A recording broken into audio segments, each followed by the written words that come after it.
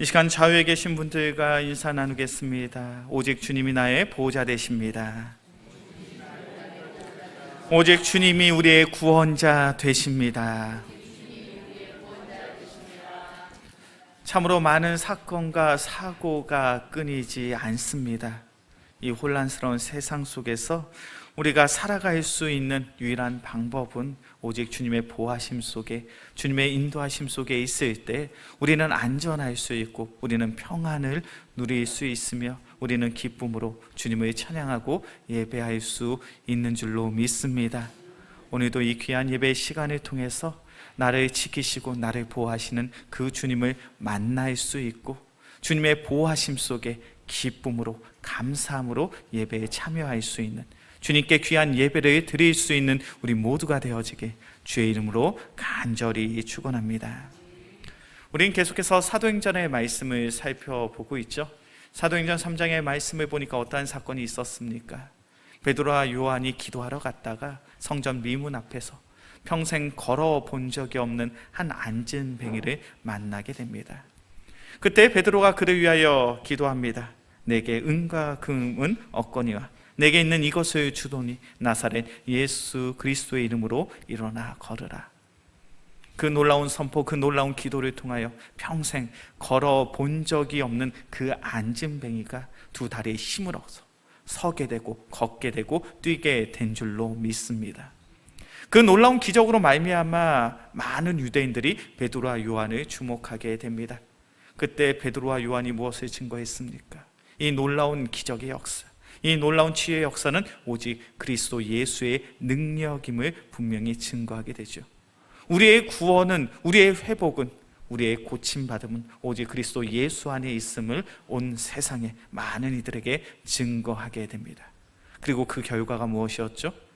베드로와 요한은 담대함으로 그리스도의 복음을 증거했는데 그 결과 감옥에 갇히게 됐어요. 산헤드린 공예라고 이야기하는 당대 최고의 종교 지도자들 앞에서 신문을 받게 됩니다. 그리고 그 신문을 주도하는 이들 가운데 안나스와 가야바가 있었다라고 말씀드렸죠. 안나스와 가야바가 누구입니까? 우리가 잘 아는 것처럼 예수님을 죽이기로 결의하고 모함했던, 그리고 예수님을 죽이기 위하여 신문하고 고소했던 대제사장이 바로 안나스와 가야바예요. 안나스와 가야바 앞에 베드로와 요한이 서게 된 겁니다. 그의 마음속에는 얼마나 큰 두려움과 떨림이 있었겠습니까? 예수님도 저 안나스와 가야바에 의해서 죽임을 당하셨는데 우리 또한 저 안나스와 가야바 앞에서 죽임을 당하는 것은 아닌가? 그런데 우리가 지난 시간 살펴본 것처럼 베드로와 요한은 그 두려움과 그 떨림을 극복해낼 수 있는 담대한 믿음이 그들의 마음속에 있었습니다. 당시 종교 지도자들이 그들을 향하여 경고합니다. 도무지 예수의 이름으로 말하지도 말고 가르치지도 말라. 그때 베드로와 요한이 무엇을 고백하고 무엇을 증거하게 됩니까? 사도행전 4장 19절과 20절의 말씀이에요. 사도행전 4장 19절과 20절의 말씀 함께 봉독합니다. 베드로와 요한이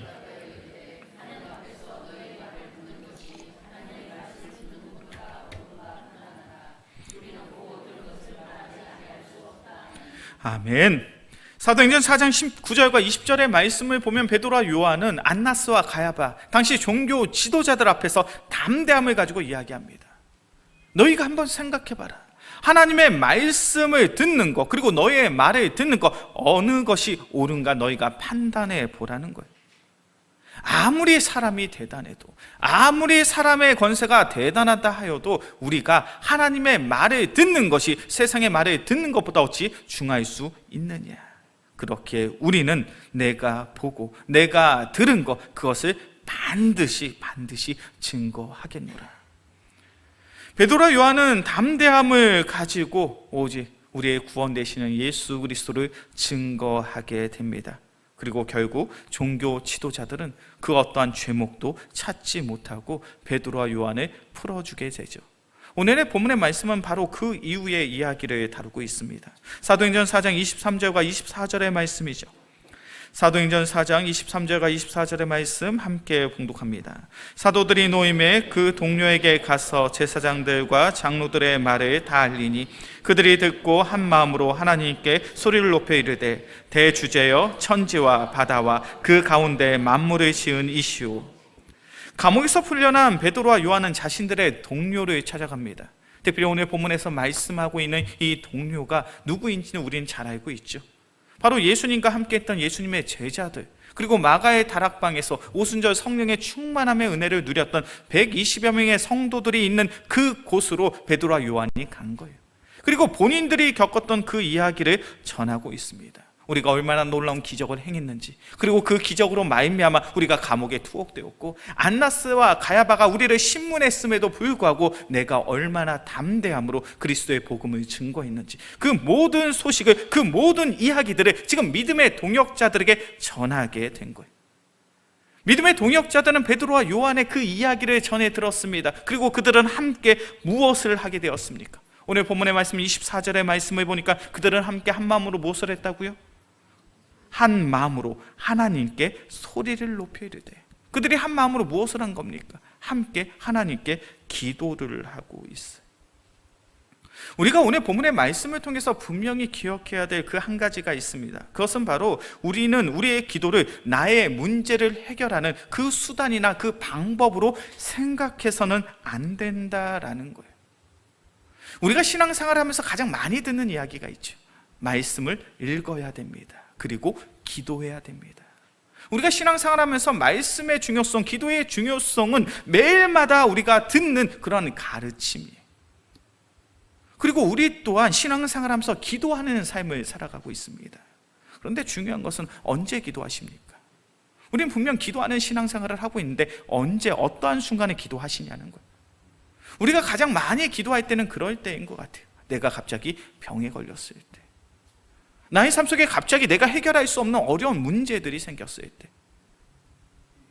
목사인 제가 사역을 하면서 새벽 기도를 인도하면서 가장 놀랄 때가 있어요. 언제 놀라냐면 평소에 새벽 기도에 나오지 않았던 그런 성도들이 갑자기 새벽 기도에 나오면 갑자기 마음이 덜컹할 때가 있습니다.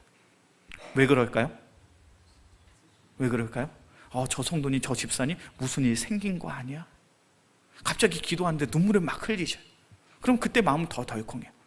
저 집사님, 권사님에 대해 큰 문제가, 우환이 있나 보다. 우리는 신앙생활하면서 내가 감당할 수 없는 일이 있을 때, 어려운 문제가 생겼을 때 우리는 기도합니다. 그것이 잘못됐다는 이야기 드리는 것이 아니에요. 분명 예수님이 말씀하시죠. 구하라, 그리하면 너에게 주실 것이요, 찾으라, 그리하면 찾아낼 것이요, 문을 두드리라, 그리하면 너에게 열릴 것이라. 우리가 우리의 삶의 문제들을 가지고 주님 앞에 나와서 그 문제를 가지고 간절히 기도하면 주님께서는 우리의 기도에 선하게, 아름답게 응답하여 주실 줄로 믿습니다. 그래서 성경의 말씀을 보면 그러한 놀라운 기도의 응답의 사건들이 참 많아요. 한나가 간절히 기도했더니 하나님께서 그의 태의 문을 열어주신 줄로 믿습니다. 히스기야 왕이 간절히 기도했더니 하나님께서 그의 병을 고쳐주시고 15년의 생명을 더해 주셨잖아요. 그래서 우리는 우리의 삶 속에 문제가 있으면 기도의 자리에 나와서 기도를 해요. 그런데 여기서 중요한 것은 우리가 열심히 기도해서 기도의 응답을 받았어요. 그러면 그 다음에 우리는 계속 기도를 해야 됩니까? 우리의 기도는 멈춰야 됩니까? 어떻게 해야 돼요? 내가 기도 응답을 받았어요. 내가 병의 고침을 받았어요. 나의 삶의 문제가 해결받았어요. 그렇다면 우리는 계속 기도를 해야 돼요? 우리의 기도가 멈춰야 돼요? 계속 기도해야 돼요.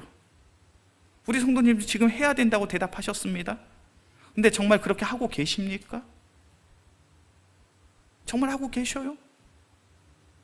하지 않잖아요. 나의 삶에 문제가 있었을 땐 그 문제를 가지고 간절히 기도를 했는데 그 문제가 해결받으면 더 이상 기도의 자리에 나오지 않습니다. 왜 그런 선택을 하게 되느냐? 우리가 우리의 기도를 나의 삶의 문제를 해결하는 수단이나 방법처럼 생각해서 그래요. 그런데 오늘 본문의 말씀을 보시면 베드로와 요한이 감옥에서 풀려났습니다. 안나스와 가야바가 베드로의 죄목을 찾고 그들을 더욱 투옥하기를 원했지만 그들의 죄목을 찾지 못했어요. 요즘으로 치면 무죄 판결을 받은 거예요. 혐의 없음을 받은 거예요. 그렇다면 베드로와 요한의 입장에선, 그리고 초대교회 믿음의 동역자들 입장에선 그들의 문제가 해결된 거예요? 해결되지 않은 거예요? 그들의 문제가 해결됐습니까? 해결되지 않았습니까? 지금 해결됐잖아요. 베드로와 요한이 무죄 판결을 받았잖아요. 그럼에도 불구하고 초대교회 믿음의 동역자들은, 믿음의 성도들은 주님 앞에 나와서 한 마음으로 기도하고 있습니다.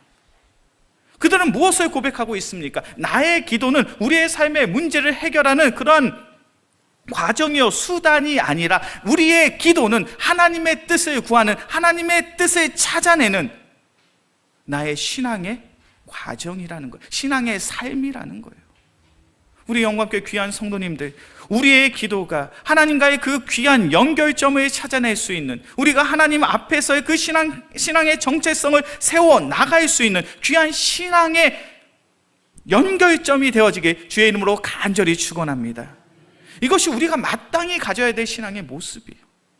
오늘 본문의 말씀 사도행전 4장 24절부터 30절까지의 말씀을 보면 초대교회 성도들이 베드로와 요한이 풀려났음을 목격하고 무엇을 위해 기도하고 있습니까?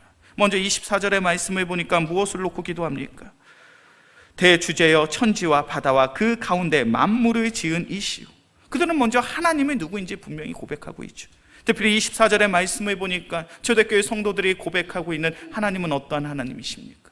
이 세상을 창조하신 창조의 하나님, 이 세상을 창조하신 전능의 하나님을 바라보고 그 하나님을 찬양하고 있어요. 이것이 무엇을 의미하는지 아십니까? 당시 초대교회 성도들은 우리의 신분이 어떠한 신분인지 정확히 알고 있는 거예요. 우리가 믿고 있는 신앙의 대상이 어떠한 존재인지 분명히 알고 있는 거예요. 우리가 믿고 우리가 기도하는 신앙의 대상은 어떠한 분이십니까? 이 세상을 창조하신 창조의 하나님이에요. 못하시는 것이 없는 전능의 하나님이십니다. 지금 초대교회 성도들은 그 하나님을 바라보고 있고 그 하나님을 신뢰하고 있어요. 그리고 그들은 스스로 고백합니다. 우리는 그런 하나님의 창조 속에서 지음받은 피조물이야. 하나님께서 우리를 창조하신 줄로 믿습니다. 전능의 하나님께서 우리의 삶을 지금도 인도하고 계신 줄로 믿습니다. 우리가 그것을 고백하게 된다면 우리는 어떠한 삶을 살아가야 됩니까? 그 창조의 하나님, 그 전능의 하나님의 인도하심 속에 순종해야 되잖아요. 이것이 믿음의 성도들의 고백이에요. 우리 영광교회 귀한 성도님들, 우리가 오늘의 예배를 통하여 이 세상을 창조하신 창조의 하나님, 우리를 구원하신 구원의 하나님을 마주할 수 있는 귀한 믿음의 성도들이 되어지게 주의 이름으로 간절히 축원합니다. 그때 우리는 하나님의 뜻 가운데, 하나님의 인도하신 가운데 순종할 수 있어요. 그렇게 25절부터 30절까지의 말씀을 보면 어떤 이야기를 하고 있습니까? 25절부터 30절까지의 말씀을 찬찬히 읽어보시면 지금 초대교회 성도들은 그러한 고백을 하고 있어요. 우리가 그리스도의 복음을 전할 때 예수님처럼 고난과 시련을 받게 될 것이야. 특별히 25절부터 27절까지의 말씀을 보니까 예수님이 이 땅에 오사 복음을 증거하심으로 고난받은 것을 그들은 분명히 알고 있어요. 그래서 우리들 또한 예수님처럼 이 땅에서 그리스도의 복음을 증거하며 고난과 시련을 받을 거야. 그것을 고백하고 있는 거예요. 너무 이상한 이야기 아닙니까? 베드로와 요한이 감옥에 갇혔어요. 그러다 극적으로 풀려났습니다. 그렇다면 어떻게 기도하는 게 일반적일까요? 주님, 우리가 복음 전하다가 감옥에 갇혔습니다.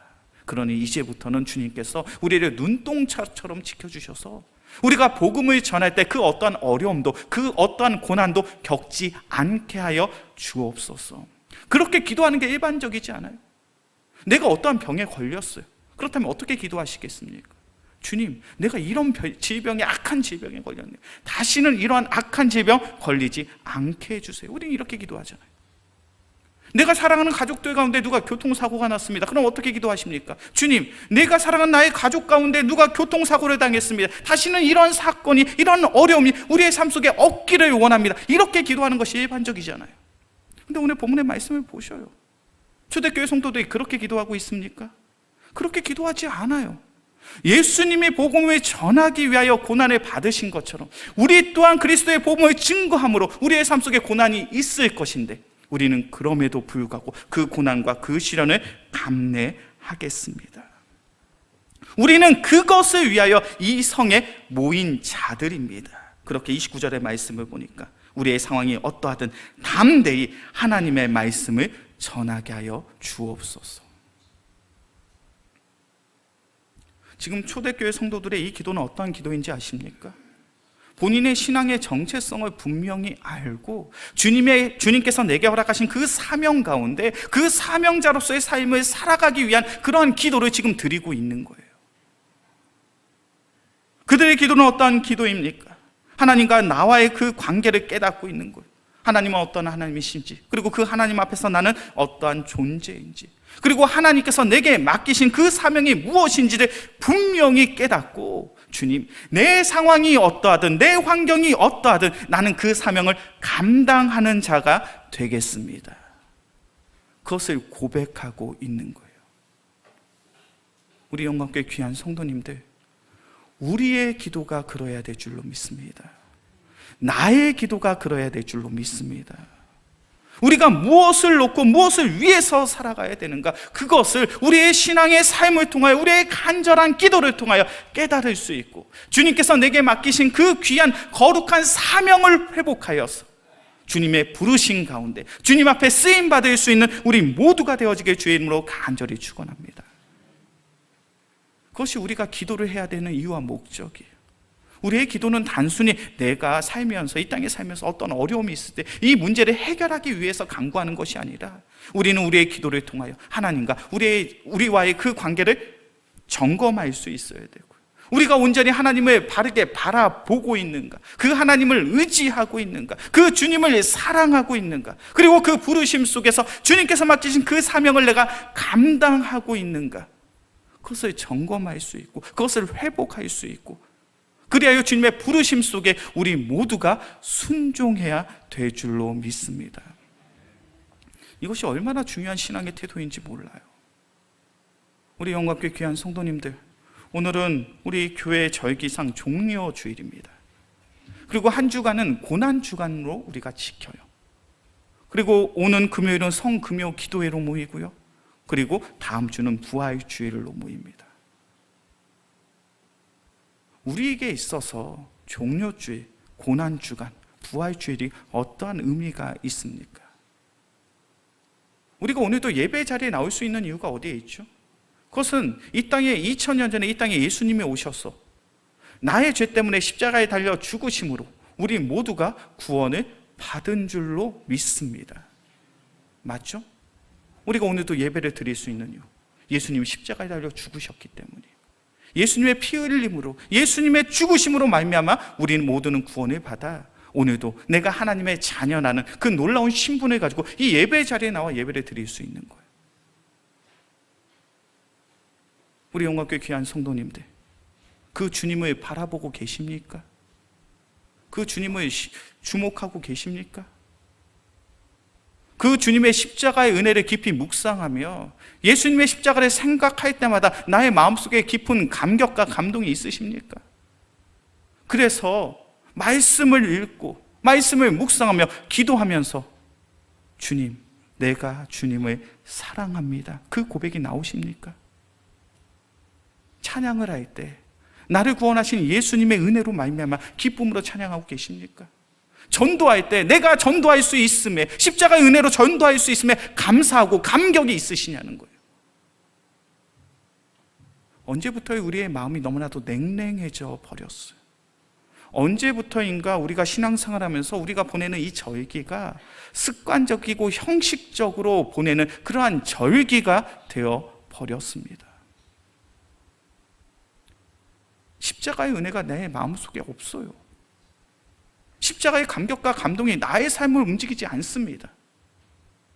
고난주간은 그냥 고난주간이지, 부활주일은 그냥 부활주일이지, 그 어떤 감격도, 그 어떤 감동도, 그 어떤 은혜도 없이 그냥 형식적으로, 그냥 습관적으로, 그냥 의무감을 가지고 신앙생활을 하고 있지는 않냐는 거예요. 만약 우리가 그런 모습으로 지금 신앙생활을 하고 있다면 지금 엄청나게 잘못된 신앙의 태도를 가지고 있는 거예요. 우리가 우리의 신앙의 여정 가운데 가장 중요한 문제가 무엇인지 아십니까? 그것은 우리는 한결같이 그리스도의 십자가를 바라볼 수 있어야 돼요. 우리는 한결같이 그리스도의 십자가를 바라보며 그 십자가의 구속의 은혜에 감사하고 감격함으로 우리의 삶이 십자가의 은혜 가운데 이끌림을 당해 주님께서 걸으신 그 길을 따르는 삶이 참된 성도가 가져야 될 귀한 믿음의 삶인 줄로 믿습니다. 그런데 우리가 그것에 관심이 있냐고요? 주님이 걸으신 십자가의 삶에 관심이 있으십니까? 주님이 걸으신 십자가의 길을 따르기를 소원하십니까? 전혀 관심이 없이 그냥 매일 하루하루 나의 삶의 문제에 급급하여서 고난 중한 특별 새벽 기도에 좀 시간 있고 여유 있으시는 분들이나 나오는 거지. 내 삶이 얼마나 바쁘고 분주한데 내가 새벽 기도 몇 번 나와봤더니 하루가 피곤해서 아무것도 할 수 없던데 나의 삶의 문제가 급급하여서 더 이상 그리스도의 십자가를 바라보지 못하고 십자가의 은혜 속에 내 삶이 움직이지 못하는 그런 안타까운 신앙의 모습이 나의 모습이 아니냐는 거예요. 왜 고난주간 특별 새벽 기도회를 하는지 아십니까? 우리의 잘못된 시선을 고정하는 거예요. 고정하자는 거예요. 우리가 세상을 바라보고 있지는 않습니까? 나의 삶의 문제가 가장 급급하지 않습니까? 그렇다면 우리의 시선을 돌려서 주님을 바라보자는 거예요. 우리의 마음이 너무 냉랭하지 않습니까? 주님의 십자가의 사랑으로 구원을 받았음에도 불구하고 우리의 마음속에 그리스도의 사랑을 찾아볼래야 찾아볼 수 없는 그런 완악한, 그런 척박한 마음을 가지고 있지 않습니까? 그렇다면 그것을 강구해 보자는 거예요. 주님께서 우리를 구원하사 우리에게 맡기신 거룩한 사명이 있습니다. 그 귀한 거룩한 사명자의 인생을 살아가고 계십니까? 주님의 길과는 전혀 상관없는 그런 인생길 속에 나의 삶이 놓여져 있지 않습니까? 그것을 점검해 보자고요. 제가 팀켈러 목사님의 기도라는 책을 보니까요, 팀켈러 목사님은 기도가 무엇인지를 이렇게 정의를 하셨더라고요. 자막으로 준비되어 있습니다. 우리 함께 같이 읽어보겠습니다. 시작.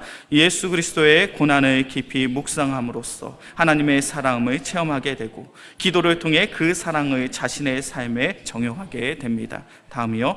기도는 예수 그리스도의 사랑과 희생을 되새기며 그분과 관계를 점검하고 갱신하는 도구가 됩니다. 제가 팀켈러 목사님의 책을 읽어보니까 그 목사님이 기도를 어떻게 설명하냐면 우리의 삶 속에 반드시 기도가 있어야 된다는 거예요. 그런데 그 기도를 통하여 우리는 더욱 예수 그리스도의 십자가의 고난을 깊이 묵상할 수 있고 하나님의 사랑을 체험할 수 있다는 거예요. 우리는 우리의 간절한 기도를 통하여 주님의 십자가를 바라볼 수 있고 그 사랑이 얼마나 깊고 얼마나 크고 얼마나 위대한지 그것을 깨달을 수 있다는 거예요. 우리는 우리의 기도를 통하여 예수 그리스도의 사랑과 희생을 되새길 수 있고 그분과의 영적인 관계를 점검할 수 있으며 그 영적인 관계를 회복할 수 있는, 갱신할 수 있는, 더욱 새롭게 할 수 있는 은혜가 바로 우리의 기도 속에 있다는 거예요. 우리는 그것을 놓고 기도할 수 있어야 돼요. 우리는 그것을 가지고 기도할 수 있어야 돼요. 기도의 자리에 나와서 가장 먼저 하시는 기도가 무엇입니까? 주님, 나의 삶 속에 이런 어려움이 있습니다. 나의 삶에 이런 아픔이 있습니다. 이런 문제가 있습니다. 네, 그것도 분명 중요한 기도의 제목이에요. 그런데 그것보다 더욱 중요한 기도의 제목이 있다면 주님, 나 더욱 주님을 알기를 원합니다. 내가 더욱 예수님을 사랑하길 원합니다. 나의 인생이 더욱 주님의 부르심 속에 반응하여 주님께서 가라 하신 그 길을 갈 수 있는 믿음의 성도가 되길 원합니다. 그러한 기도가 있을 때 우리의 삶이 바뀌어지는 거예요. 우리의 삶이 변화되는 거예요. 우리 영광교회 귀한 성도님들,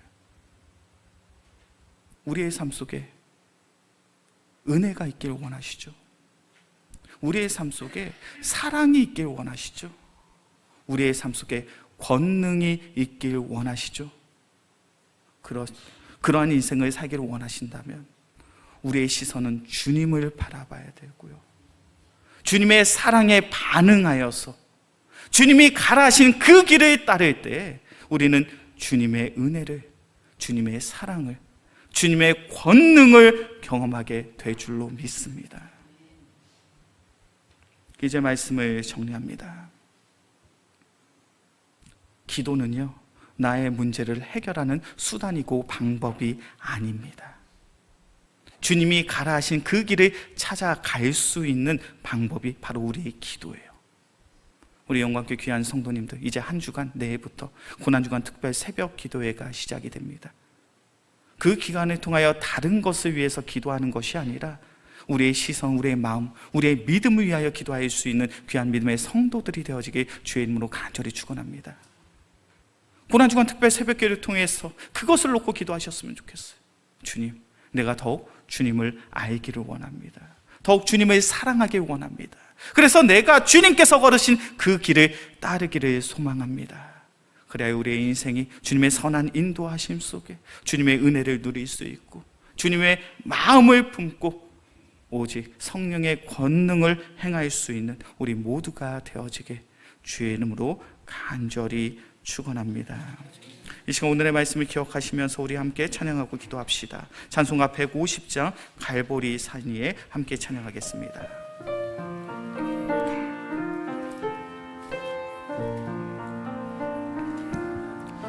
갈보리 산 위에 십자가 섰으니 주가 고난을 당한 표라. 험한 십자가를 내가 사랑함은 주가 보혈을 흘림이라. 최후 승리를 얻기까지 주의 십자가 사랑하리.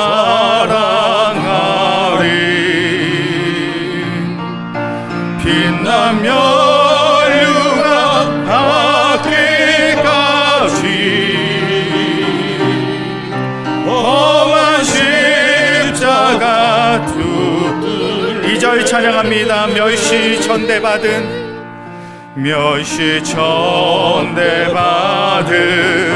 주의 십자가에 나의 마음이 끌리도다. 귀한 어린 양이 세상 죄를 지고 험한 십자가 지셨도다. 최후 승리를 얻기까지 최후 승리를 얻기까지 주의 십자가 사랑하리. 빛나며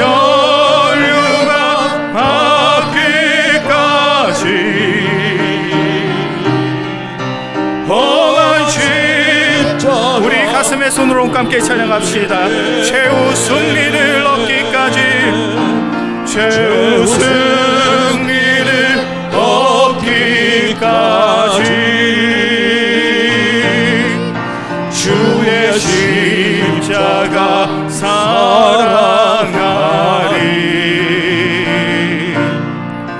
빛나며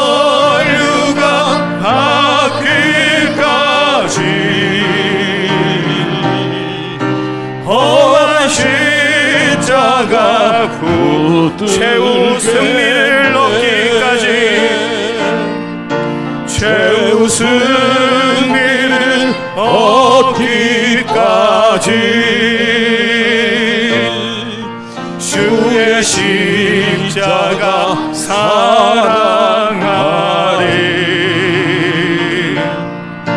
빛나며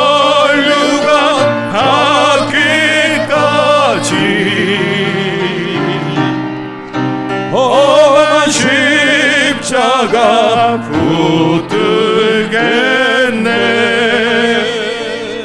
이 시간 우리의 믿음과 우리의 신앙을 위하여 함께 기도합시다. 사랑의 주님, 우리가 이 분주한 세상을 살아가며 우리의 마음, 우리의 시선이 세상을 향해 있을 때가 참으로 많았습니다. 그러나 사랑의 주님, 이 시간 간절히 기도합니다. 그리고 한 주간 더욱 간절히 기도하겠습니다. 우리의 간절한 기도를 통하여 우리의 시선, 우리의 마음을 주님께서 붙잡아 주시옵소서.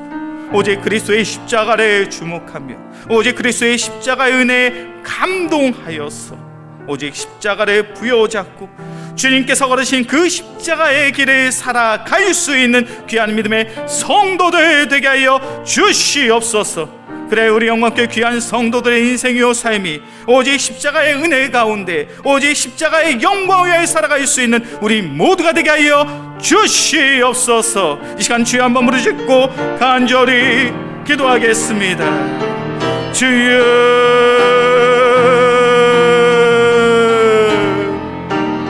아버지, 이 시간 간절함으로 기도합니다. 주님께서 우리의 마음, 우리의 심령을 붙잡아 주시옵소서. 오직 그리스도의 십자가를 바라볼 수 있는 믿음의 성도들 되게 하여 주옵소서. 더욱 십자가의 은혜 가운데 살아갈 수 있는 귀한 믿음의 성도들 되게 하여 주옵소서. 십자가의 삶이 우리의 삶 속에 감격과 감동이 되어지길 원합니다. 그 귀한 감격과 감동을 가지고 오직 예수 그리스도의 십자가를 부여잡고 주님께서 걸으신 그 십자가의 길을 내어 걸을 수 있는 귀한 믿음의 성도들 되게 하여 주시옵소서. 사랑이 많으신 주님, 우리의 기도가 나의 삶의 문제들을 해결하는 수단이요 방법이 아니라 오직 주님의 십자가를 부여잡고 주님의 인도하심 속에 나아갈 수 있는 귀한 믿음의 여정이 되게 하여 주옵소서. 그래, 우리의 신앙의 삶, 우리의 신앙의 여정이 오직 십자가의 은혜 가운데 십자가의 영광을 나타낼 수 있는 우리 모두가 되게 하여 주시옵소서. 주님, 사랑이 많으신 주님, 이 혼란스럽고 죄악된 세상을 살아가며 우리의 믿음이 참으로 부족하고 연약함을 고백합니다. 그런 우리에게 더욱 담대한 믿음, 더욱 바른 믿음을 더하여 주시옵소서. 우리가 간절함으로 기도합니다. 주님께서 우리의 시선, 우리의 마음을 붙잡아 주사 예수 그리스도의 십자가를 주목하고 예수 그리스도의 십자가의 마음을 회복하며 오직 그리스도의 십자가를 부여잡고 주님이 그 걸으신 십자가의 길을 살아갈 수 있는 귀한 믿음의 성도들 되게 하여 주시옵소서. 그래, 우리 영광께 귀한 성도들, 주님이 부르시는 그날까지 최후의 승리를 소유하며 오직 십자가의 영광을 위하여 살아갈 수 있는 우리 모두가 되게 하여 주시옵소서. 이 모든 말씀 우리를 사랑하시는 예수 그리스도의 이름으로 기도합니다. 아멘.